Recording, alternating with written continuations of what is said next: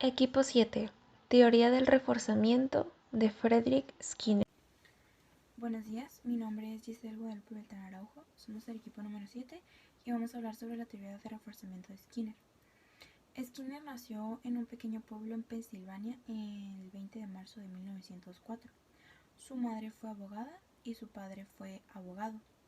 Cuando él era niño disfrutaba mucho crear e inventar cosas, lo cual favoreció conforme fue creciendo para sus experimentos psicológicos. Él tenía un hermano llamado Edward, el cual murió a los 16 años a causa de una hemorragia cerebral. Cuando Skinner recibió su licenciatura, se dedicó un tiempo a la escritura y escribió algunos artículos periodísticos, pero este gusto no le duró mucho ya que se desilusionó muy rápidamente. Es considerado uno de los influyentes más grandes dentro del campo de la psicología, dentro del campo del comportamiento humano. Él fue influenciado mayormente por los pioneros en psicología John Watson e Ivan Pavlov. Una vez que recibió su licenciatura, se dedicó la mayor parte de su vida a dar clases en la Universidad de Harvard. Para 1931, él recibió un doctorado en la Universidad de Harvard. Después se mantuvo en esa misma universidad como asistente de laboratorio. 5 años después se fue a Minnesota como profesor y ahí duró 9 años. Publicó su primer libro llamado Las conductas del organismo. Entre sus experimentos más célebres está el adiestramiento de las palomas para el ping pong, llamado la caja de Skinner. En 1990, Skinner falleció a causa de la leucemia. ¿En qué consiste la teoría? Hola, buenas tardes. Estímulos Mi que nombre es modifican el América comportamiento. Hernández. Yo les voy a hablar de lo que era prácticamente la teoría de Estímulos que Skinner. modifican el Por comportamiento. encima lo que trataba de plantear. Bueno, Skinner estudiaba el comportamiento humano y las interacciones que tenía con los factores externos que lo afectaban. Decía que esto reforzaba la conducta humana mediante pues estos estímulos externos que llegaban a nosotros. Esto viene siendo un estímulo individual, pues cada persona va a percibir estos estímulos de manera distinta y mediante ellos va a reforzar una conducta. Este estímulo puede causar dolor, puede causar felicidad, pero el propósito de estos estímulos sobre la conducta humana es hacer que esta conducta se repita. Por ejemplo, si sentimos que algo nos causó dolor o algo así y no nos gusta, no lo vamos a volver a tocar o lo vamos a volver a hacer. En el caso de que algo nos aporte algo, nos haga sentir bien, nuestra conducta va a decirnos que eso es correcto, que queremos repetirlo, y esa es la base del comportamiento humano, el buscar lo que es mejor para uno, como no, mediante estímulos externos. Si yo me quemo la mano, yo voy a saber que el fuego quema, por tanto no voy a volver a tocar el fuego. Pero si, por ejemplo, yo me como un algodón de azúcar, veo que está dulce y me gusta, lo voy a volver a hacer. Esos estímulos externos afectan a la conducta directamente, pero cabe recalcar, pues como dije anteriormente, que cada persona lo va a sentir diferente. ¿Por qué? Porque cada persona va a sentir tal vez el mismo estímulo, pero pues todos somos distintos. Bueno, ¿cómo puede motivarnos esto? Como les decía anteriormente, una conducta cuando la percibimos positiva y que pues nos aporten algo, vamos a querer repetirla. Es el sentido del comportamiento humano y de la teoría que plantea Skinner. En el sentido de la motivación, puede ser una frase, puede ser, no sé, una felicitación la que nos haga sentir bien. Si yo, por ejemplo, hago un muy buen trabajo y mi profesor me dice, ¿sabes qué? Hiciste las cosas bien, te felicito, tienes un 10. Yo sé lo que hice para llegar ahí, me hizo sentir bien el comentario, por tanto voy a estar repitiendo mis conductas. ¿Por qué? Porque me hicieron sentir bien. Esto va a reforzar mi conducta, mi persona, mi temperamento, todo. Y voy a, no sé, crecer como persona, voy a evolucionar. También esa teoría sirve para incluso reversir algún comportamiento que consideremos incorrecto. Por ejemplo, el fumar. Si alguien fuma bastante y lo considera divertido o le gusta, con el tiempo va a tener problemas en su salud, en sus pulmones, puede comenzar a toser y va a tener complicaciones y va a saber que el fumar es malo. Entonces, mediante ese estímulo que tuvo, va a sentir que lo que hizo estaba incorrecto y va a eliminar esa conducta de sí mismo. Eso es lo que dice literalmente la teoría que plantea Skinner. Estímulos que modifican el comportamiento. Soy Luis Alberto López Jiménez y yo voy a hablar un poco más de cerca sobre los estímulos. Los estímulos condicionales positivos y negativos, así también llamados reforzadores, así como también algunos ejemplos de estos y en qué ámbitos son aplicables para que se entienda mucho mejor. Bueno, antes que nada, debemos definir qué entendemos por estímulo. Un estímulo es aquel factor externo interno que puede cambiar la conducta y el físico de un organismo. ¿En qué ámbitos son aplicables estos estímulos? Estos estímulos son aplicables en el ámbito de clínico. ¿Para qué? Para modificar la conducta de algún paciente con desorden.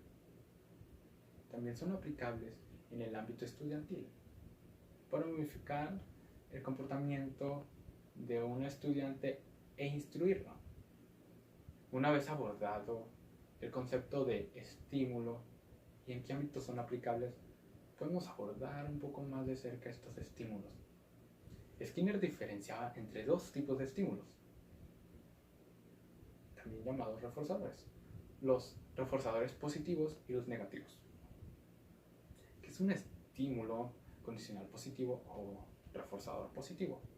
Un reforzador positivo es aquel que se considera como premio ante una conducta. Es decir, yo hago algo y tú me gratificas por eso. Es importante mencionar que el premio, la gratificación que se da al sujeto, debe ser considerado por este como tal, ya que para mí lo que puedo considerar gratificante como un premio no debe ser lo mismo para ti y viceversa. Cabe mencionar también que aquí se pueden clasificar entre dos tipos: los intrínsecos y los secundarios. Los intrínsecos, o también llamados primarios, son aquellos que son internos, la propia persona les da valor. Y los secundarios son aquellos ajenos a la persona, son externos a esta y pueden ser como los inmuebles, dinero, sociales. Ahora bien, ¿qué es un refuerzo negativo? Un refuerzo negativo, a lo contrario de que mucha gente cree, es aquel en el que yo quito algo que puede ser nocivo, pudiera ser nocivo, para que tú sigas esa conducta que tienes. Ya mencioné que se suele confundir. ¿Con qué? Con el concepto de castigo. Más bien el concepto de castigo negativo. ¿Por qué? Bueno, el castigo negativo es aquel en el que tú quitas algo positivo, el estímulo positivo que tienes al hacer una conducta que yo considero no accesible, o sea, no buena. Una vez que ya hablé sobre el concepto de castigo negativo, también tengo que mencionar el castigo positivo, el cual es en el que yo pongo un estimulante, por así llamarlo, negativo, algo que te desagrada, para que no hagas esa conducta. Ahora bien, unos ejemplos para entender mucho mejor estos temas, ¿no? En el refuerzo positivo podemos encontrar que en nuestra etapa estudiantil, cuando teníamos buenas calificaciones, nos daban premios como consolas, videojuegos, lociones, ropa, dinero incluso. Eso sería un refuerzo positivo. Ahora bien, ¿qué sería un refuerzo negativo? A muchas personas, muchos padres más bien, no permiten que sus hijos trabajen o hagan muchas cosas en el hogar. ¿Por qué? Para que estos puedan seguir con sus tareas, por así decirlo. Eso sería un refuerzo negativo.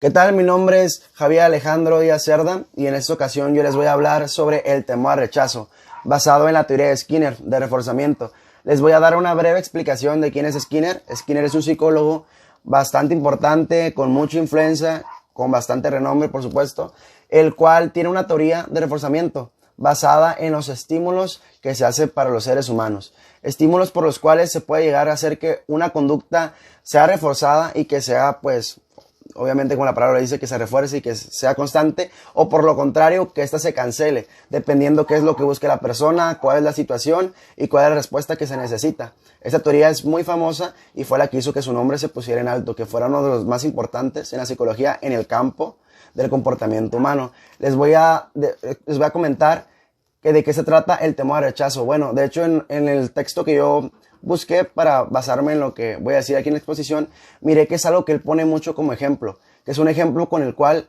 él lo pone para, pues, dar como a entender que su teoría en este caso pues es cierta, pues lo que él dice, que es como cuando tus papás te dan rechazo, cuando tus amigos te rechazan, el círculo social con el que estás o en el ambiente en el que te desenvuelves, sientes ese rechazo, tú llegas a tener como un miedo, por lo mismo de que estás acostumbrado a rechazo, a eso, cosa negativa que pues obviamente no es bueno, pero pues que existe y hace que tú sientas ese miedo, que te haga sentir inseguro y que a pesar de que a lo mejor y ya no sea así o que cierta persona no tenga rechazo contigo, pues tú lo sientas así porque tú ya estás acostumbrado a eso. Y pues nada, el temor al rechazo viene siendo eso, viene siendo el temor a ser rechazado porque ya estás acostumbrado a eso, malamente no, pero pues así es. Y que no te sientas pues como tú eres, o sea, que no puedas desenvolver como eres en realidad. Impacto de los estímulos en los animales y las personas. Mi Podemos nombre es concluir Valenzuela que la González conducta Yubelik o la Iribet y yo hablaré personalidad sobre el depende impacto de los mucho de estímulos en los cómo animales actúe y la las persona personas. y de los resultados Primero a que los que nada, se quieran Skinner llegar, basó su teoría en el ya sea en su vida comportamiento de los seres cotidiana, vivos, dentro de una ya sean empresa, humanos o dentro animales, de y su en vida cómo éste se escolar, puede laboral, transformar o etc. modificar dependiendo de Cada los persona diferentes lo estímulos maneja que reciba. diferente. Esto Dice conduce a que cada diferentes individuo acciones determina e y identifica personalidades. qué Una estímulos le persona parecen puede placenteros y adquirir cuáles le conductas parecen positivas o negativas desagradables. y de ahí dependen los En resultados de cuanto la a su teoría del clasificación, reforzamiento. Skinner clasifica su teoría tomando en cuenta dos paradigmas. El de Pavlov, que dice que la conexión entre un estímulo nuevo y una respuesta relaja, y el de Thorndike, que es la conexión entre un estímulo dado y una respuesta nueva.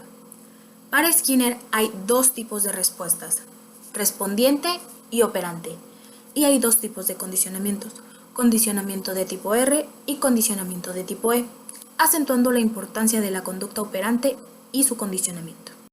En cuanto a la conducta operante y su relación con el ambiente, esta representa un campo de investigación más importante e independiente, mientras que los aspectos de la conducta respondiente son considerados datos fundamentales en la ciencia de la conducta. Podemos concluir que la conducta o la personalidad depende mucho de cómo actúe la persona y de los resultados a los que se quieran llegar, ya sea en su vida cotidiana, dentro de una empresa, dentro de su vida escolar, laboral, etc. Cada persona lo maneja diferente. Esto conduce a diferentes acciones y personalidades. Una persona puede adquirir conductas positivas o negativas y de ahí dependen los resultados de la teoría del reforzamiento.